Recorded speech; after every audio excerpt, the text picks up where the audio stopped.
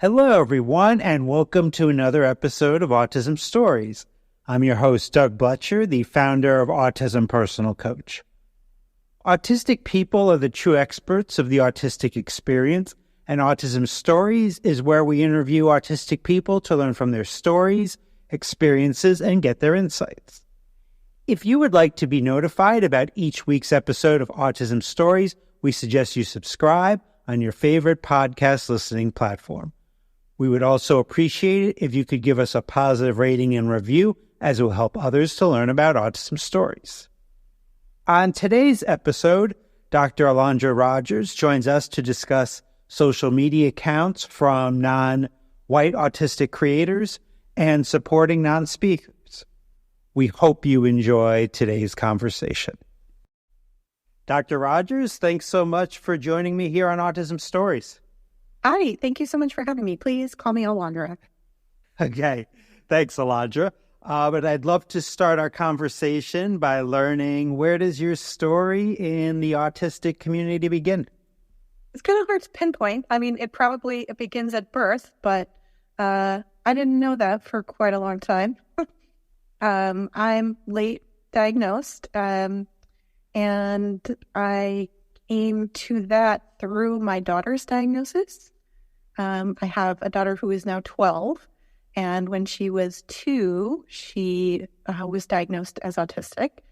And until then, even though I was in the mental health community and was around autistic people and autistic kids, I did not recognize that in myself, which I know I'm not alone in that. So after that, autism kind of became a special interest for me. And that's how I ended up doing consulting and focusing on autism pretty much all day. It sounds familiar. So I followed you for a while on social media, and something you've recently done that I've really enjoyed, which is you sharing 30 autistic run accounts to follow during Autism Month from non-white creators. Why was it important for you to share these accounts from autistic people that were not white?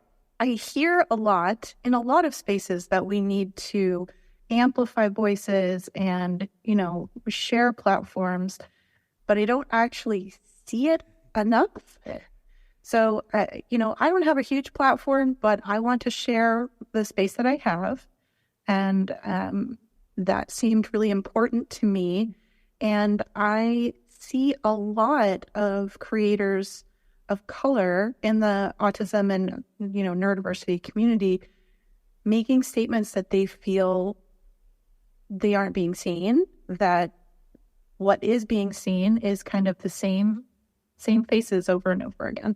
So I wanted to take the opportunity of Autism Awareness and Acceptance Month to actually promote other accounts that people aren't seeing.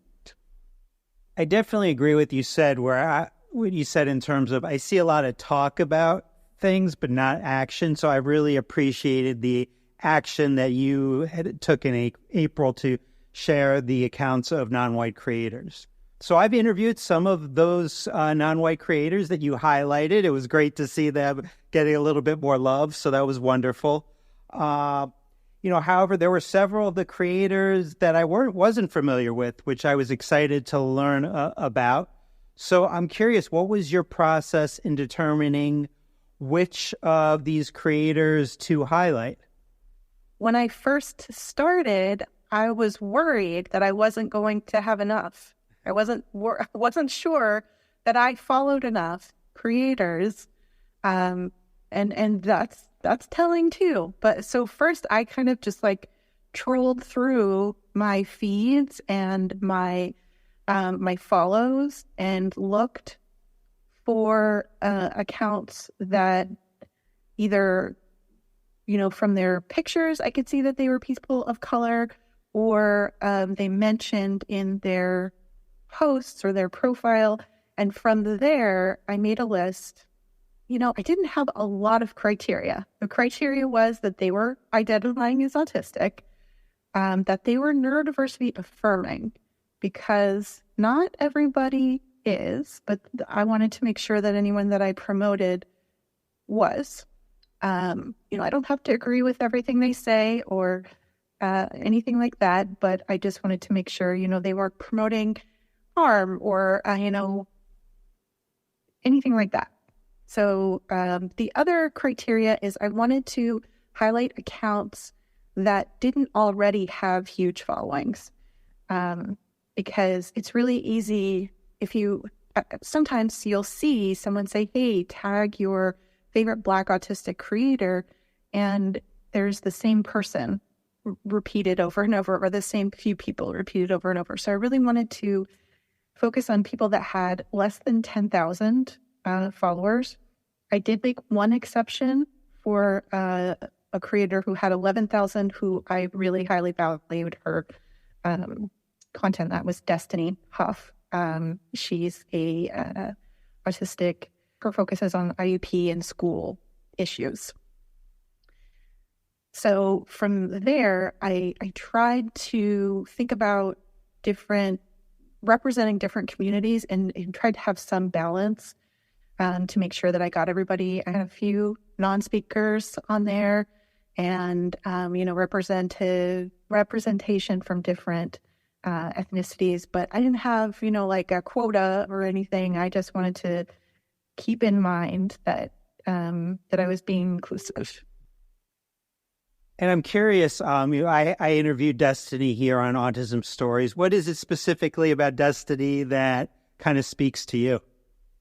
I absolutely love her approach. She's very straightforward and talks about issues. She's not afraid to shy away from controversy and to take a position, which I think is really important. If we're too neutral, then we're not making change. And I also really respect what she does, because I swear, I have trauma related to dealing with school systems, and I cannot do that work. So I never take on, like an IEP advocacy role. I do not do that. I defer to people who have expertise like her. So I really admire her being able to take that on. It's really impressive, people that can do IEP advocacy work and not deal with the trauma and burnout that I would imagine comes with it. So it's really impressive to me. Now, you're a social worker who has a special focus on supporting autistics who are non-speaking. In what ways do you support non-speakers to improve the quality of their lives? Well, that is probably one of the most important things to me, and that comes as my role as a parent. My daughter is non-speaking, and she does have a communication method, and I think that is probably the biggest, most important aspect of her life. So I do take my role as an advocate very seriously in trying to let other people know, parents and people who work with autistics, other autistics, that there's a lot of myths surrounding non-speakers. I want to kind of dispel that and make it less taboo and try and get more inclusion, more representation.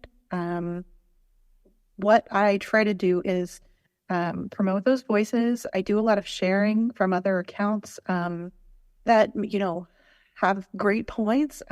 Whenever I have clients who have a non-speaker in their lives, I spend a lot of time sharing not just my personal experience, but also social media is very powerful. So I always provide them with a list of non-speaking social media accounts that they can go follow and see what is possible. April just ended. It's known as Autism Acceptance Month at this point, but I still think that we need to bring awareness about the experiences of autistic people, especially non-speakers. I think that's really still very critical. because I think there's such a lack of knowledge about non-speakers' experiences.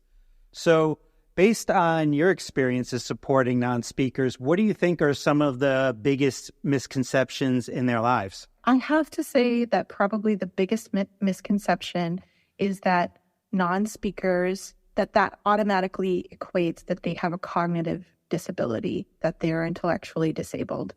And what I say to that is that you do not know without having communication what they know. And being able to talk is not a cognitive skill. It is a motor skill. We have lots of examples in the world of people who do speak and still have cognitive disabilities. Those things don't go together. And of course, there are cases of people who are non-speaking and have intellectual disabilities as well. And that's not to say that there's something wrong with that. But it's the assumption that every single person falls into that category. And it is automatic. People automatically assume that if a person cannot speak, that they're cognitively disabled. And that colors the way that they're treated. It's valuable commentary. I'm going to step aside for a second. It's valuable commentary on how we see intellectual disabilities, because we should be treating those people much better as well, as a society. But there's, to me, seeing this in my role as a parent, seeing people treat my daughter, who is probably the smartest person in every room that she's ever been in, including being smarter than me, being treated like she doesn't know what they're saying or what's going on, when she has, read the room and has an impressive take on understanding people. She has really good insight. So witnessing that over and over again is so tragic to me. I don't want that for any non-speaker. I want everyone to know that, they're a person, they're a whole person. They have internal happenings. Yes, they have disabilities that require accommodation. And the fact that we haven't, like in the medical community, they haven't really discovered this. They haven't discovered that this non-speaking thing doesn't really go with anything else. This is a motor disability. I can rattle on for quite a long time about this. You can keep going.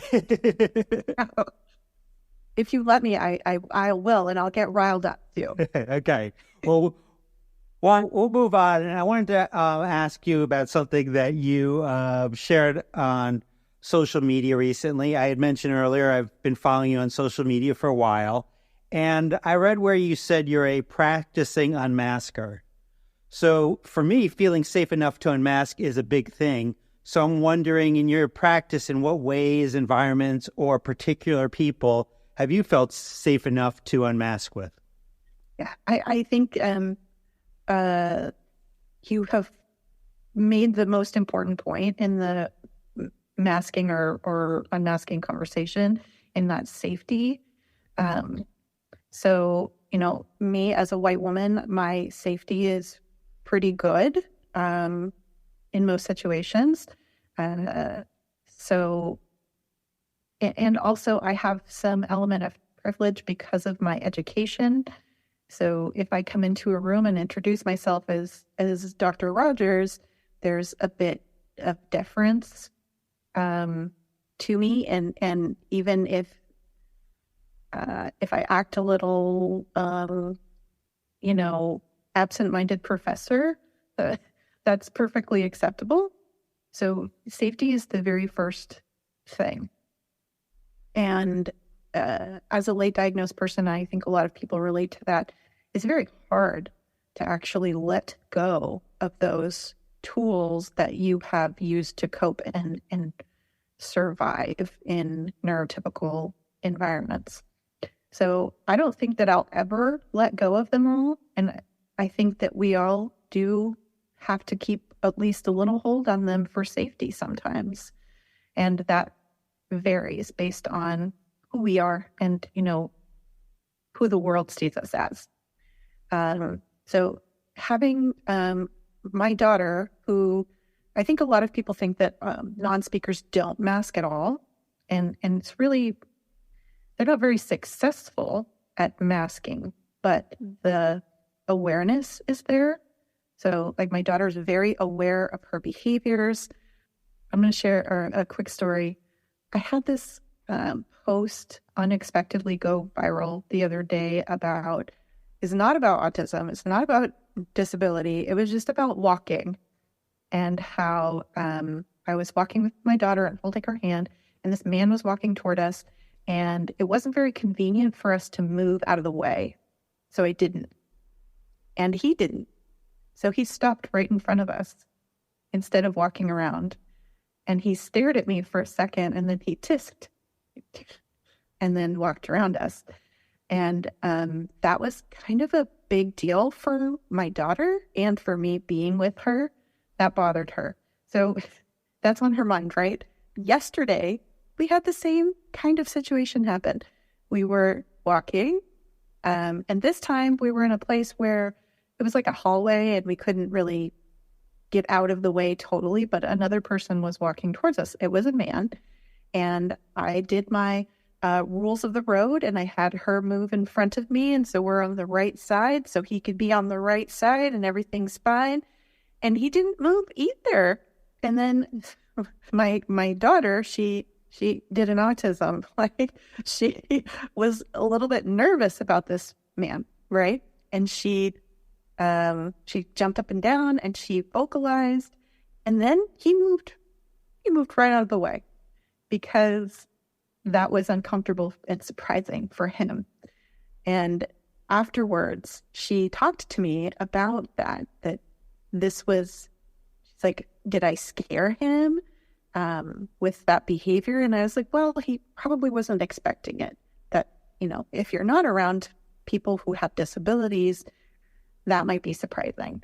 So I don't think he was necessarily scared, just surprised, but she's really aware. That was a long way around to get to this point of awareness. She's not only aware of other people, but she's very aware of herself. So that level of self-monitoring, I think, is one of the biggest parts of masking. For me, especially, is what I notice the most when I don't have to mask, is that I'm not constantly thinking, is my posture right?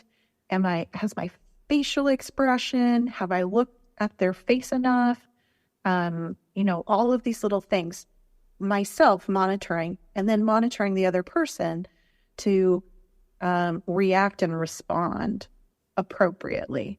That is such labor that at this point in my life, it is easier for me not to mask because I have so much energy going to other things. So once again, being a mom has really exposed me to some parts of me that I didn't know about, say 10 years ago. And this process of unmasking, it's so much easier when you don't care. So yeah, my cognitive energy is going to other things, and I am much less worried about what random strangers think. Like one of my stems is like rocking or swaying, and I do it all the time. And I remember when I had my daughter as a baby, people thought, oh, you rock your baby, so that's why you're doing that. I'm like, oh yeah, but I do that all the time. And I used to stop myself, like, oh, I'm doing that thing, or I'm a Olympic knee bouncer. Like, these things bother other people, and I just don't have to worry about that. And those are minor. Like, my daughter's stems and vocalizations get her a lot more attention than mine do, and I think that also has helped. I'm used to now having her, being in the bakery and having her just scream. And yeah, so what I do is, I don't care. I don't care if it matters to people. I don't try to look at people as much anymore. It's much easier for me to think when I'm not looking at people because their faces distract me. And I used to be really worried about that. Like you take a speech class and they're like telling you how many times you need to look at people's faces. Like, oh my gosh, I'm supposed to remember the speech and like count seconds that I'm looking. I cannot do it. No. And I just won't anymore. I don't know how people do that. It's like, I'm just not even I'm too old at this point. I'm not going to look at you when I'm talking. Like, no. Yeah, I'm not going to look at you in between your eye, like at your nose and make it look like I'm looking at you. Nah, I'm good. I do. And I've had to explain this to people, even like the very first time that I told a professional that I thought I might be autistic. She argued with me that I couldn't be because I was looking at her, that I was making eye contact. And I was like, ma'am, I actually am looking at your mouth. And part of that is because I have auditory processing disorder, and looking at people's mouths helps me understand what they're saying, which is part of the reason I hate talking on the phone, because I can't process fast enough what people are saying. I can approximate eye contact by looking at people's mouths. And you know what I've told? Some people have said, well, then people will think you want to kiss them.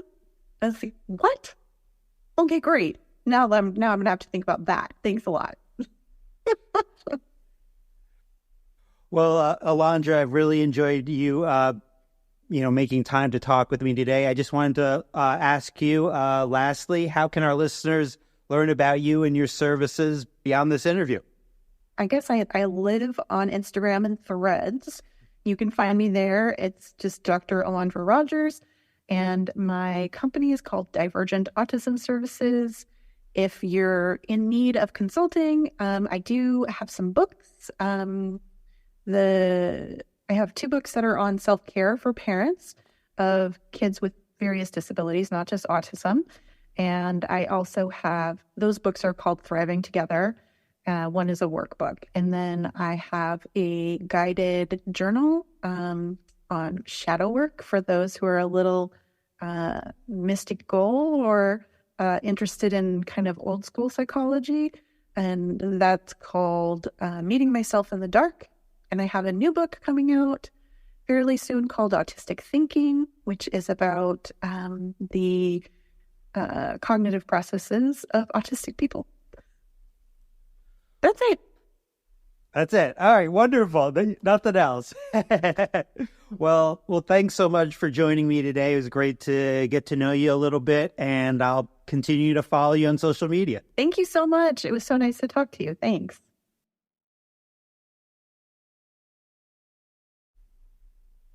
Thanks so much to Alondra for the conversation. To learn more about Alondra, please check out the link in the podcast description for this episode. We always love hearing from you, and would especially love to hear from you relating to this episode on what myths surrounding autism would you most like to see dispelled. Here at Autism Personal Coach, our clients are the experts, our coaches are the guides. The majority of supports for autistics are not helpful. They try to fix us, not support us. That's why many are confused when we say our clients are the experts of their lived experience. Our clients are the experts for what has worked for them and about the things they need and want in their lives. Our coaches first listen to our clients, then ask thoughtful questions, offer resources, and strategize with our clients so they can get what they need to thrive. Would you want a guide in your life to coach you, to help you to get the things you desire? If so, then visit autismpersonalcoach.com for more information. I hope you enjoyed this episode of Autism Stories, and if you did, if you could tell a friend, foe, or anyone else you know about it so they could have the same enjoyable and educational experience as you when listening to Autism Stories, it would be very much appreciated. Until next time, I'm Doug Bletcher of Autism Personal Coach. Talk to you then.